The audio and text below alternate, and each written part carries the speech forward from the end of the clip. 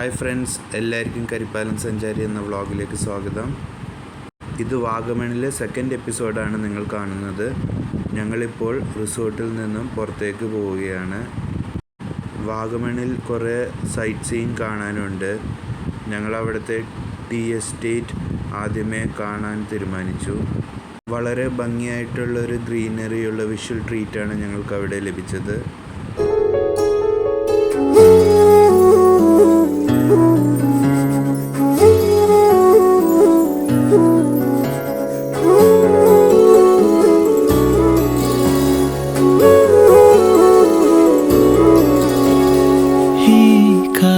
വന്നു കാതിൽ പറഞ്ഞു,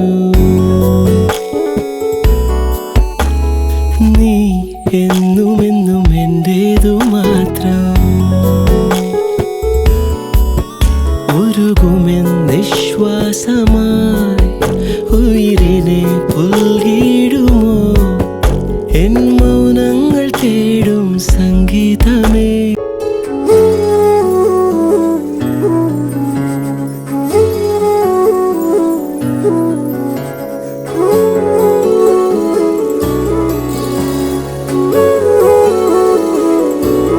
ഞങ്ങളിങ്ങനെ കാഴ്ചകളൊക്കെ കണ്ട് രാത്രിയായപ്പോൾ റിസോർട്ടിലേക്ക് തിരിച്ചെത്തി.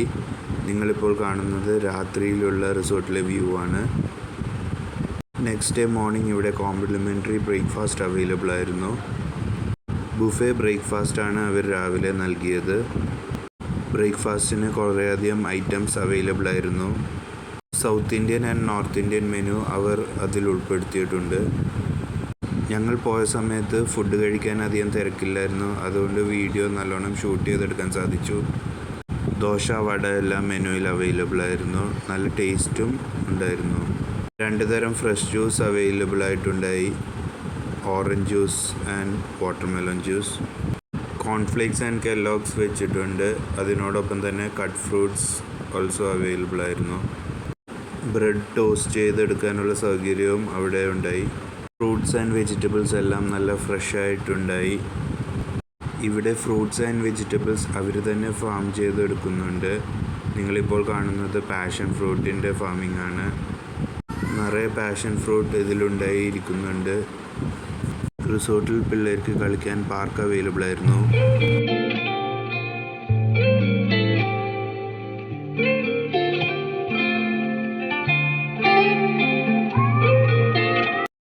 ഞങ്ങൾ അവിടുന്ന് നേരെ മൊട്ടക്കുന്ന് കാണാൻ പോയി.